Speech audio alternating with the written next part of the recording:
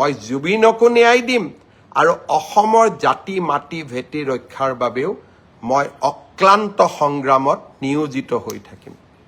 আপোনালোকক মই প্ৰত্যাহ্বান জনালোঁ, চেলেঞ্জ কৰিলোঁ।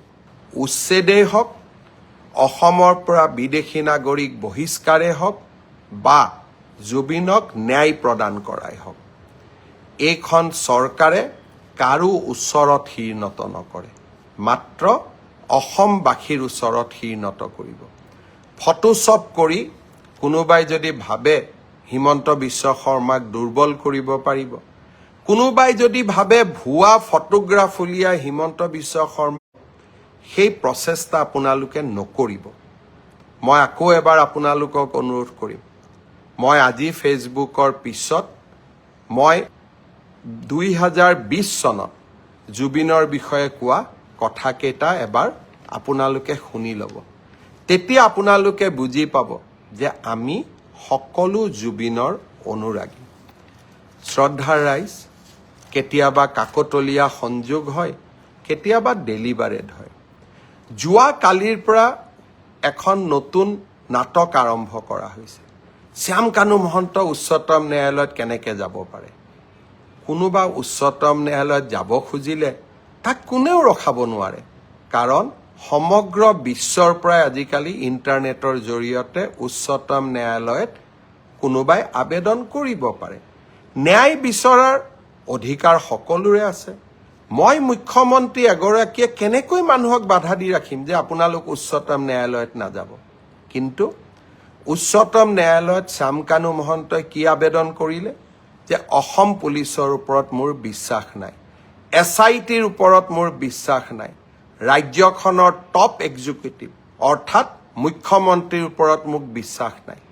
মোক কাক লাগে? মোক CBIক লাগে। এই কথাখিনিয়ে যোৱা 5 দিন আগৰ পৰা কোনে কৈ আহিছে? অখিল গগৈ ডাঙৰীয়াই মোক লিখিতভাৱে জনাইছে যে অসম পুলিচৰ ওপৰত মোৰ আস্থা নাই, মুখ্যমন্ত্ৰীৰ ওপৰত মোৰ আস্থা নাই, CBIত এই তদন্ত দিব লাগে। দেৱব্ৰত শইকীয়াই লিখিলে ৰাষ্ট্ৰপতিক যে এই তদন্ত CBIক দিব লাগে। আৰু এতিয়া শ্যাম কানু মহন্তই লিখিলে যে এই তদন্ত CBIক দিব লাগে। এয়া কাকতলীয়া সংযোগ নে এয়া এক প্ৰকাৰ ষড়যন্ত্ৰ, তাক মই নাজানো। কিন্তু শ্যাম কানু মহন্ত, অখিল গগৈ, দেৱব্ৰত শইকীয়া কোনেও অসম পুলিচক বিশ্বাস নকৰে। কিন্তু এই অসম পুলিচেই আজি ছিংগাপুৰত হোৱা ঘটনা এটাকো আমি তদন্তৰ আওতালৈ আনি 4জনকৈ ব্যক্তিক আমি আজি জেলৰ হাজোতত ৰাখিবলৈ সক্ষম হৈছোঁ। SITক, অসম পুলিচক শ্যাম কানু মহন্তইও বিশ্বাস নকৰে, অখিল গগৈও বিশ্বাস নকৰে, দেৱব্ৰত শইকীয়াইও বিশ্বাস নকৰে। এয়া কাকতলীয়া সংযোগ নে আন কিবা, তাক সেয়া বিচাৰৰ দায়িত্ব আপোনালোকৰ। কিন্তু এই অসম পুলিচে অসমত গড় হত্যা ৰোধ কৰিছে।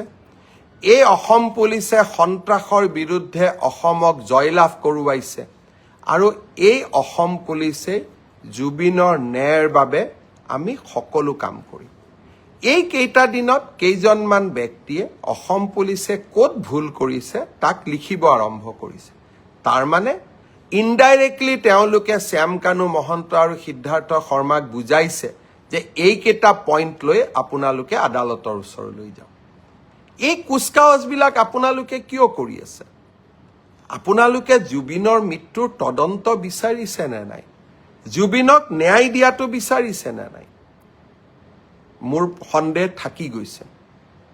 মই আশা কৰিম আপোনালোকে চৰকাৰখনক সহযোগিতা কৰক। আৰু এতিয়া জুডিচিয়েল কমিশ্যনো আমি গঠন কৰিলোঁ, ন্যায়িক তদন্ত। কোনে ন্যায়িক তদন্ত কৰিব? গুৱাহাটী উচ্চ ন্যায়ালয়ৰ এজন চিটিং জাজ, জাষ্টিছ সৌমিত্ৰ শইকীয়াই। তেওঁক আপোনালোকে সহায় কৰক। অসমখনক 2026ত নিৰ্বাচন হ'ব, আপোনালোকে বিজেপিক হৰুৱাব খোজে। বেলেগ ইছ্যু লওক। ৰাস্তা হোৱা নাই, কাজিৰঙাত কৰিডৰৰ কথা কৈছিল, কৰিডৰ হোৱা নাই। নামৰূপ ফাৰ্টিলাইজাৰ খুলিম বুলি কৈছিল, খোলা নাই। দলং বনাম বুলি কৈছিল, বনোৱা নাই। চাকৰি দিম বুলি কৈছিল, দিয়া নাই। লোন দিম বুলি কৈছিল, দিয়া নাই। জুবিনৰ মৃত্যুক লৈ নিকৃষ্ট ষড়যন্ত্ৰ নকৰিব। আৰু এটা কথা মই আপোনালোকক কৈ দিওঁ, এভিকশ্যন চলি থাকিব।